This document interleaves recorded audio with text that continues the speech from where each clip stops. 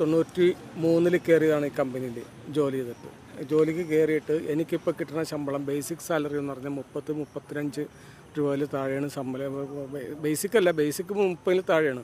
എല്ലാം കൂടി ചേർത്ത് കഴിഞ്ഞാലും കിട്ടുന്നത് 35,000-ൽ താഴെയാണ് ശമ്പളം എനിക്ക് ശമ്പളമായിട്ട് ലഭിക്കുന്നത്. അതായത് ഇത്രയും വർഷം നേരത്തെ പറഞ്ഞ ലോങ് ടൈം എഗ്രിമെൻറ്റിൽ നേരത്തെ ചർച്ച ചെയ്തപ്പോഴേക്കും പറഞ്ഞിരുന്നു മാസം 1000 രൂപ വെച്ച് വർധനവ് തരാമെന്ന് പറഞ്ഞിട്ട് നമ്മളത് എഗ്രിമെൻറ്റിലൂടെ കമ്പനി എന്ന് പറയുന്നത് നല്ല രീതിയിൽ ലാഭത്തിൽ പോകുന്നതുകൊണ്ട് ഈ 1000 രൂപ വെച്ച് നമുക്ക് നഷ്ടമായിരിക്കും എന്ന് പറഞ്ഞുകൊണ്ട് അത് മാറ്റിവെക്കുകയാണ് ചെയ്തത്. ശരിക്കും പറഞ്ഞാൽ ആ 1000 രൂപ വെച്ച് കിട്ടിയിരുന്നെങ്കിൽ ഇന്ന് 33 വർഷത്തെ സർവീസ് ആണെങ്കിൽ 1000 രൂപ വെച്ച് 33,000 രൂപ നമുക്ക് ബേസിക്കലി തന്നെ കിട്ടിയിരുന്നത് നല്ലൊരു എമൗണ്ട് വരുന്നത്. പക്ഷേ ഈ 33,000 രൂപ കൊണ്ട് 33,000 രൂപ കൊണ്ട് നമ്മൾ ജീവിക്കാനായിട്ട് തയ്യാറായെന്ന് പറഞ്ഞാൽ ഇത്രയും വർഷം ജോലി ചെയ്തിട്ട് ഇവിടെ വേറൊരു കമ്പനിയിലോ വേറൊരിടത്തോ നമുക്ക് ജോലി ചെയ്യാനുള്ള ഒരു സാഹചര്യം നമുക്കില്ല. നമ്മുടെ ആ ഒരു ഇതുമായിട്ട് മാത്രം ബന്ധപ്പെട്ടാണ് നമ്മൾ ജോലി ചെയ്തുകൊണ്ടിരിക്കുന്നത്. അതുകൊണ്ടാണ് ഇവിടെ നിന്ന് പിരിഞ്ഞു പോകാതെ. ഇന്നിപ്പോൾ ഈ പറഞ്ഞല്ലേ 10-11 മാസമായിട്ട് ശമ്പളം കിട്ടാതെ വന്നു കഴിഞ്ഞിട്ട് ഞാനിപ്പോൾ സത്യം പറഞ്ഞാൽ എൻ്റെ കുടുംബം പോലും വിറ്റതാണ്. ഇന്ന് ഞാൻ താമസിക്കുന്ന കുടുംബം വിറ്റിട്ട് ഞാനിപ്പോൾ വാടകയ്ക്ക് താമസിക്കുന്ന അവസ്ഥയിലാണ് വന്നത്. ഈ പറഞ്ഞ പോലെ എന്നെപ്പോലെ തന്നെ പുള്ളിക്കാരനെ കുടുംബം വിറ്റിട്ട് വേണമെങ്കിൽ പുള്ളിക്കാരന് ഇതേപോലെ തന്നെ ചിലപ്പോൾ ആത്മഹത്യ ചെയ്യാണ്ട് പോകാൻ സാധിക്കുമായിരിക്കും. പക്ഷേ ഞാൻ കുടുംബം വിറ്റില്ലെങ്കിൽ എനിക്കും ആത്മഹത്യ ചെയ്യേണ്ടി വരും. ഞാനെന്ത് ചെയ്യും? ഞാൻ ആരെങ്കിലും കൈ നീട്ടാൻ സാധിക്കുമോ? പിന്നെ ഈ കമ്പനിയെ സംബന്ധിച്ചിടത്തോളാണെങ്കിൽ ഈ കമ്പനിയെ സംബന്ധിച്ച് ഒരു കാരണവശാലും ഒരു ഉപഭോക്താവിനെ കിട്ടാൻ, ഒരു കമ്പനി വർക്ക് ചെയ്യുമ്പോഴേക്കും ഒരു ഉപഭോക്താവിനെ കിട്ടാനായിരിക്കും പ്രയാസം. ഇത് KCB ആണ് ഈ കമ്പനിയുടെ ആദ്യകാലം മുതലുള്ള KCBയിൽ ഇപ്പോൾ ഇവിടെ കാണുന്ന ലൈനുകളെല്ലാം വലിച്ചിരിക്കുന്ന KCB ആണ് നമ്മുടെ ഏറ്റവും വലിയ ഉപഭോക്താവ്. അപ്പോൾ KCB ആയിട്ട് ഒന്നല്ലെങ്കിൽ KCBക്ക് തന്നെ ഇത് ഏറ്റെടുക്കാം. ഇത്രയും സ്ഥലം KCBക്ക് തന്നെ ഏറ്റെടുക്കാവുന്നതാണ്. അതും മുമ്പ് കാലങ്ങളിൽ ഞങ്ങൾ ആവശ്യപ്പെട്ടിട്ടാണ്. പക്ഷേ അതൊന്നും അല്ലല്ലോ നോട്ടം. ഈ സ്ഥലത്തിനുള്ള നോട്ടം വേറെ ആൾക്കാർക്ക് പരമാവധി ഓരോ കാര്യങ്ങൾക്ക് വേണ്ടിയിട്ട് അവരുടെ താല്പര്യങ്ങൾക്ക് വേണ്ടിയിട്ട് ഉപയോഗിക്കണം എന്നുള്ളത് മാത്രമാണ്. എല്ലാവർക്കും അവരവരുടെ സ്വാർത്ഥ താല്പര്യങ്ങൾക്ക് വേണ്ടിയിട്ട് അവരുടേതായ നേട്ടങ്ങൾ മാത്രമാണ് ഈ നമ്മുടെ സമൂഹത്തിലും സർക്കാരിലും മറ്റത്തിലാണെങ്കിലും എല്ലാവരും ശ്രമിക്കുന്നത്. അതിൻ്റെ ഭാഗമാണ് പറയുന്നത്. ഇപ്പോൾ ഞാൻ സത്യം പറഞ്ഞിട്ടുണ്ടെങ്കിൽ ഇപ്പോൾ ഈ ഒരു ആത്മഹത്യ ഇങ്ങനെ നടന്നില്ലായിരുന്നെങ്കിൽ ഈ പറഞ്ഞ കാര്യങ്ങൾ ഇപ്പോൾ നാട്ടുകാരെ ജനങ്ങളോ അറിയുന്നില്ല. KSRTC ഒരു പൊതുമേഖലാ സ്ഥാനം വലിയൊരു സ്ഥാപനമായതുകൊണ്ട് അവിടുത്തെ 4-5 മാസം ശമ്പളം കിട്ടാതിരുന്നപ്പോഴും ജനങ്ങളെല്ലാം അറിഞ്ഞു.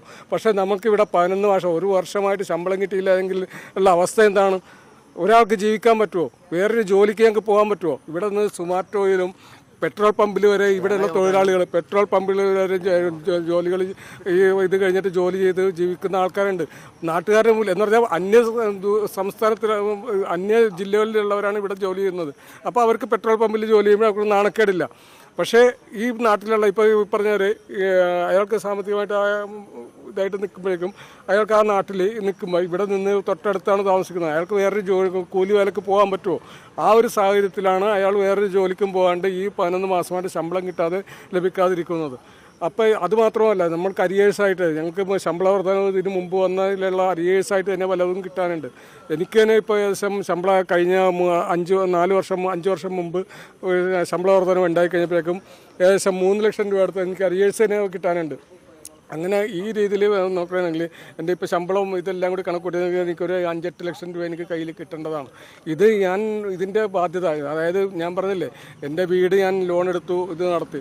ആ ലോൺ എനിക്ക് അടക്കാൻ സാധിക്കുന്നില്ല. ഞാൻ ആൾക്കാരുടെ ഇടയിൽ തന്നെ പറ്റില്ല. അതുകൊണ്ടാണ് ഞാൻ എൻ്റെ വീട് വിറ്റിട്ട് ഞാൻ മാനസികമായിട്ട് ഇതിലേക്ക് വന്നത്.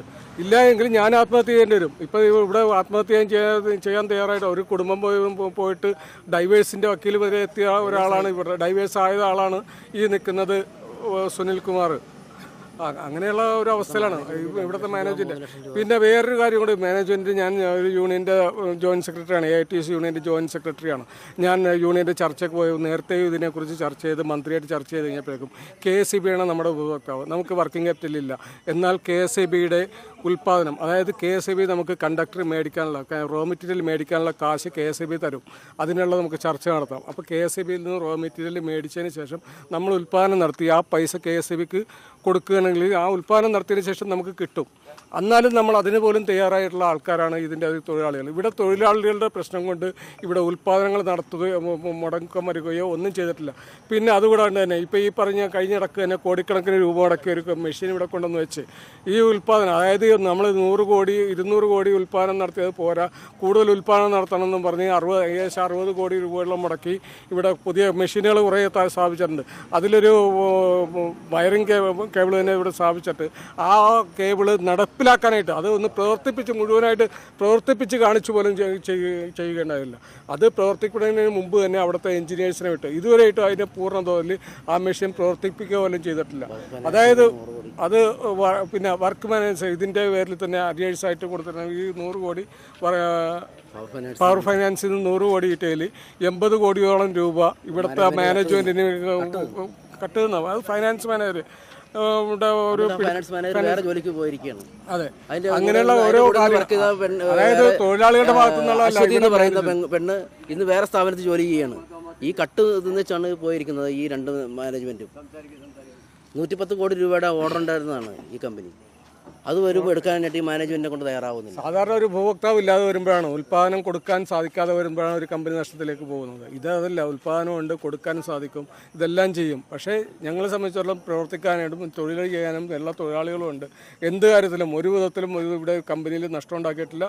ഇതുവരെയുള്ള കാലഘട്ടങ്ങളിൽ ഈ കമ്പനി നല്ല രീതിയിൽ പോവുകയും ചെയ്തിട്ടുണ്ട്. പക്ഷേ ഇത് മനഃപൂർവ്വം ഇത് വിൽക്കണം, അത് വിറ്റോട്ടെ, ഞങ്ങൾക്ക് താല്പര്യമില്ല. പക്ഷേ ഞങ്ങൾക്കും ജീവിക്കണ്ടേ. 11 വർഷം ഞങ്ങളുടേതായ ആനുകൂല്യങ്ങൾക്ക് ഞങ്ങൾക്ക് കിട്ടി. ഇപ്പോൾ ചർച്ച ചെയ്തപ്പോഴും പറഞ്ഞത് ഇവിടെ നിന്ന് തിരിച്ചു പോകാൻ, അത് ഇത്രയും പ്രായമുള്ള ആൾക്കാരാണ്. ഈ പ്രദേശത്തുള്ളവർക്ക് ഇപ്പോൾ കണ്ണൂരോ തിരുവല്ലയിലോ ഒക്കെ ട്രാൻസ്ഫർ ചെയ്യാമെന്ന് പറഞ്ഞു. ആ ട്രാൻസ്ഫർ ചെയ്യാനായിട്ട് അങ്ങോട്ട് അവിടെ പോയി ജോലി ചെയ്യാൻ താല്പര്യമില്ലാത്തവർക്കാണ് പാക്കേജ് എന്ന് പറഞ്ഞത്. അങ്ങനെ ഉള്ളവർക്ക് പാക്കേജ് ചെയ്ത് പോകാം, അത് നല്ല കാര്യമാണ്. അല്ലെങ്കിൽ ഞങ്ങൾക്ക് ആ പാക്കേജ് ഇഷ്ടപ്പെട്ടില്ല എങ്കിൽ കണ്ണൂർ പോയി ജോലി ചെയ്യാം, അല്ലെങ്കിൽ തിരുവല്ലയിൽ പോയി ജോലി ചെയ്യാം, അതിന് തയ്യാറാവും ആൾക്കാർ. പക്ഷേ ഈ പാക്കേജ് തരില്ല, ഒന്നും തരില്ല എന്ന് പറഞ്ഞിട്ടുണ്ടെങ്കിൽ സാധിക്കുമോ? എനിക്ക് 52 വയസ്സായ കുടുംബമായിട്ട് ഇവിടെ നിൽക്കണം.